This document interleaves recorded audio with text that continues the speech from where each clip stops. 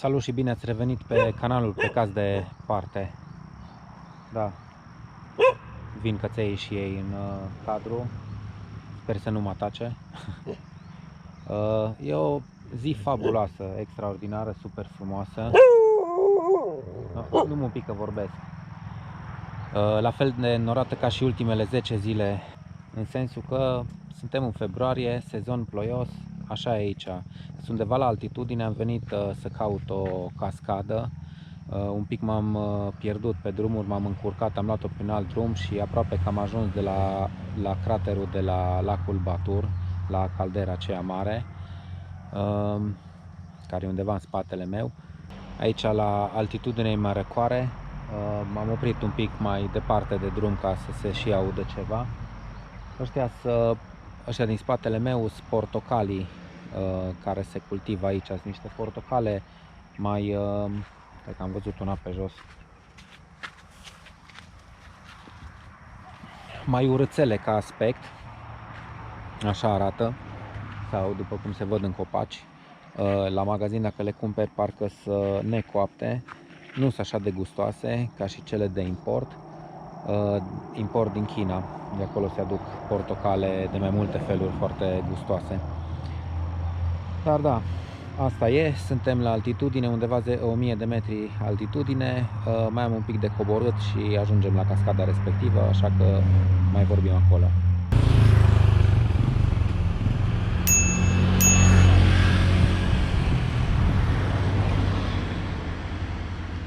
M-ai oprit un pic aici să vă arăt o super mare echipă de păianjeni care sunt prinși în plasă aici pe o întreagă livadă.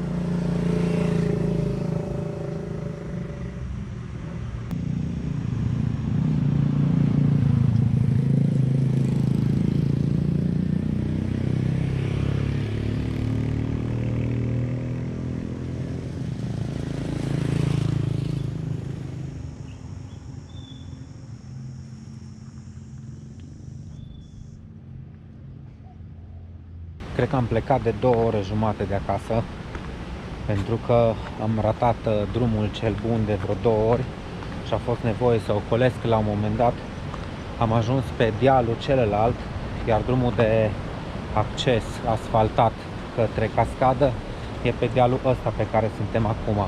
Deci acum am lăsat scuterul aici și conform unui indicator ar mai fi încă 500 de metri. Și văd un indicator, cascada Pelisan 2 și cascada Pelisan 1. Deci sunt 2 cascade aici. Pe harta apare cascada Pelisan din satul Langahan, parcă îi spune. E o zonă mai răcoroasă, între timp s-a înnorat destul de tare, sau în fine, odată ce am urcat, norii sunt mai gri sau mai denși decât mai jos. Sper să nu mă prindă ploaia, vedem.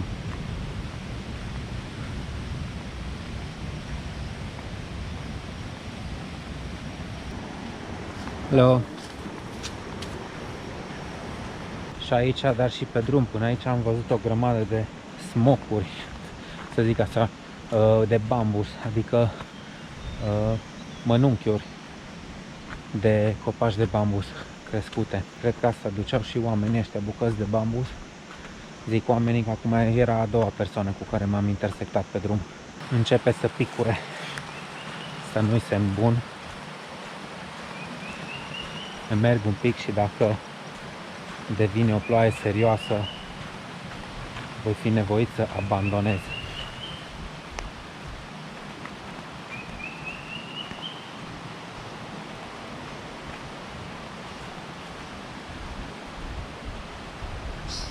Nu mai era așa mult.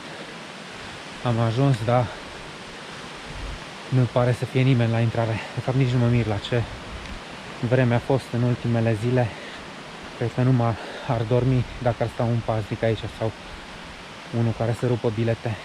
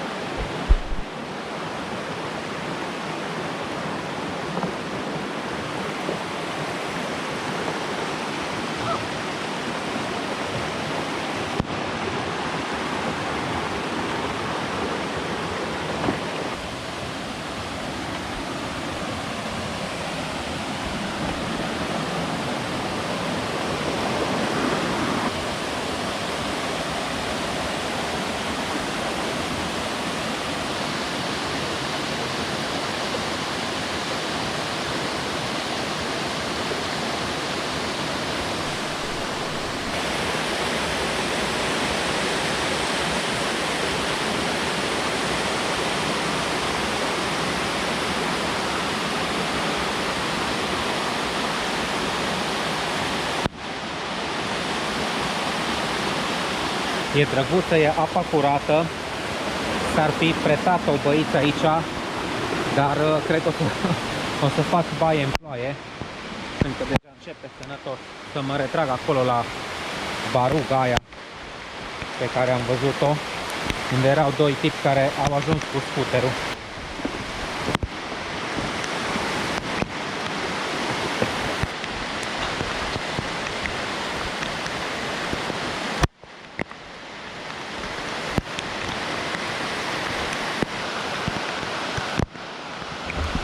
Hello. Hello. Running. Training. Yes. Yeah. Where are you from? România. Or Romania. Da, m-am întâlnit aici la barugă cu doi tipi care urcau când eu coboram jos de la cascadă. Bine, mi-am dat seama că nu lucrează aici. Le-am întrebat dacă au o cafea, am făcut așa un pic pe prostul. Am întrebat că, oare vindeți cafea aici? Nu, că și noi ne plimbăm. Bine, perfect. Și e suficient de amabil încât să fac o cafea. Aveau mai multe plicuri.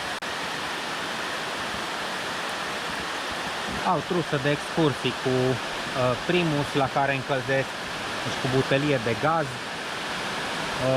Își fac niște tăiței, niște mii. Unele la plică și cafeaua e la plic, da? Oricum, nu m-am așteptat să mă intersectez cu turiști indonezieni. Dar cred că o vreme să trebuia să stau aici, n-am ce face.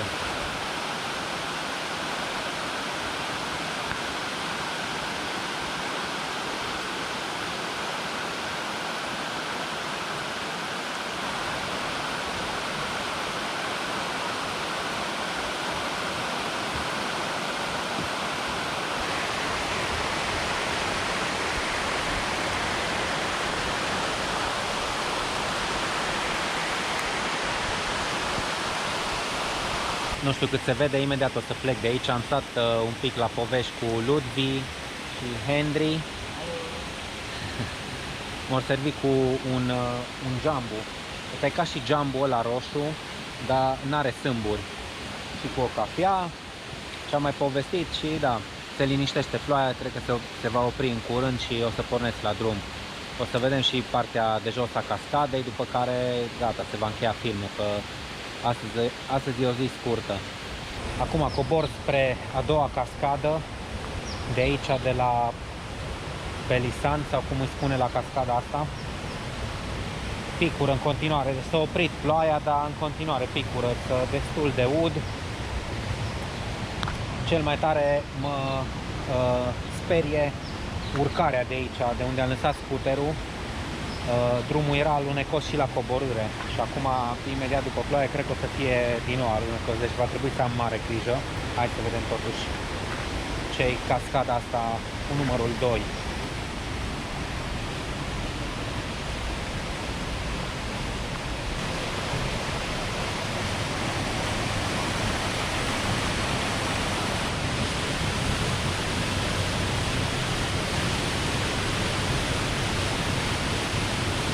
Nu merg mai în față, că este un podest de bambus aici, dar pare destul de fragil. Și-au dispărut norii mari, dar în continuare e norat și încă picură, plouă mărunt. Vedem la scooter care e povestea cu urcatul. Nu cred că o să filmez urcarea, adică mai mult ca sigur nu o să o filmez, că o să fiu foarte concentrat pe condus. Drumul care coboară aici e destul de abrupt, adică foarte abrupt. Și era multă vegetație căzută, plus erau porțiuni cu mușchi și la un moment dat coboram oricum încet, am strâns un pic mai tare de frână și a fugit un pic spatele scuterului. Sper că se va putea urca totuși în condiții normale.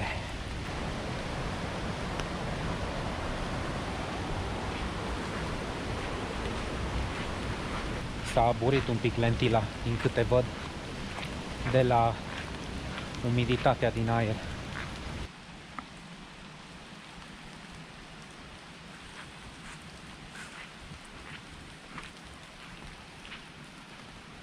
Pe acolo, prin spate, trebuie să urc, închid camera și să ne vedem cu bine la următorul cadru. După ce ajung sus, în siguranță, în speranța că ajung în siguranță, mai intervin încă o dată cu un cadru să vă zic că da, am reușit, sunt în siguranță. Am reușit, am ajuns în siguranță. Și haideți să vă arăt un pic cum arată valea asta văzută de sus.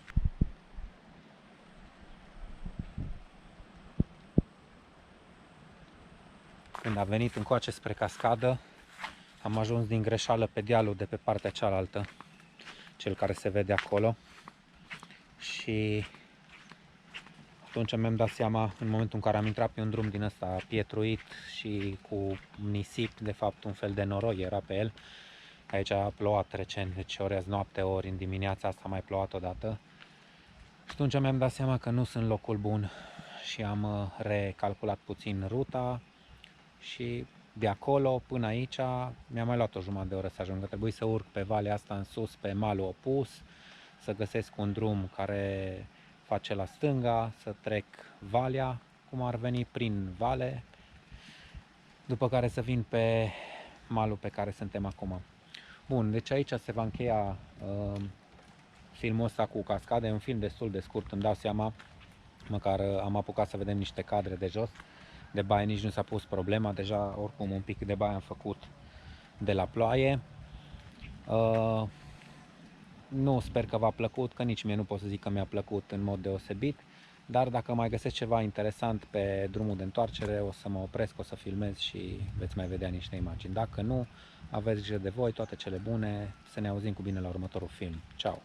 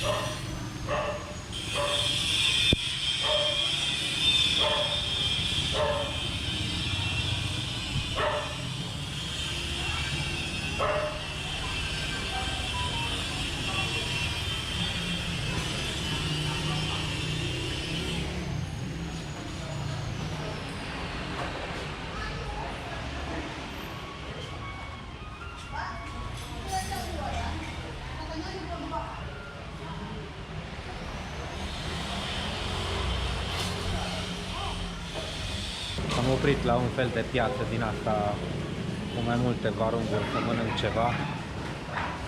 Găsești toată gama de mâncăruri. Am vrut mâncare javaneză, dar văd că nu este. Dacă o să-mi iau ceva amestec, nasi champur.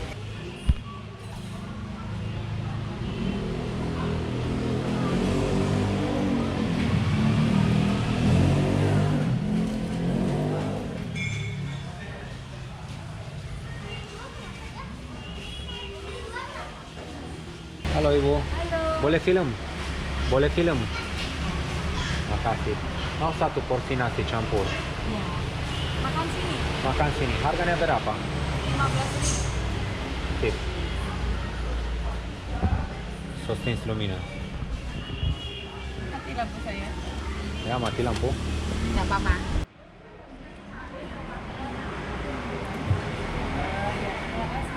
Sama-sama.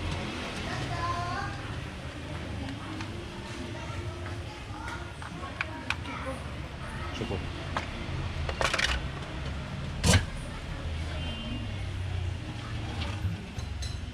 Lauknya apa aja mau? Apa? Campur. Apa itu? Lauknya campur apa aja mau? Ini Ayam. Ayam mau, Ya. ya.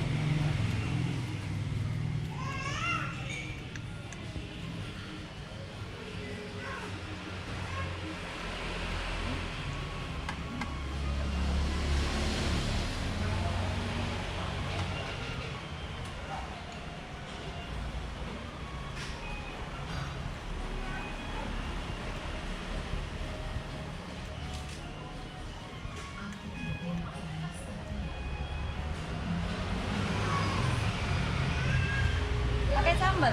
Iya. Iya.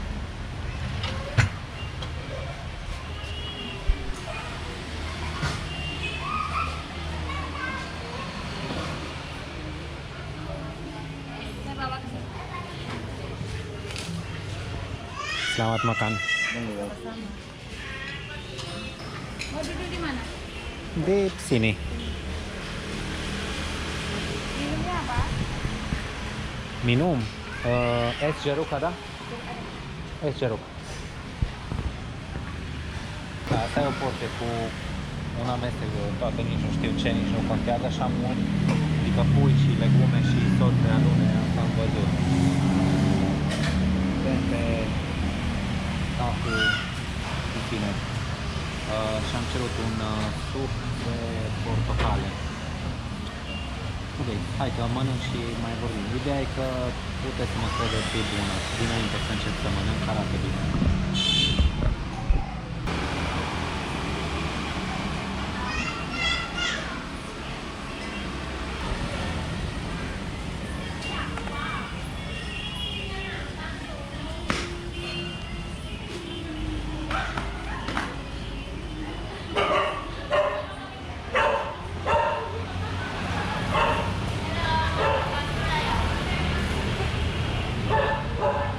Ayo dengan masker.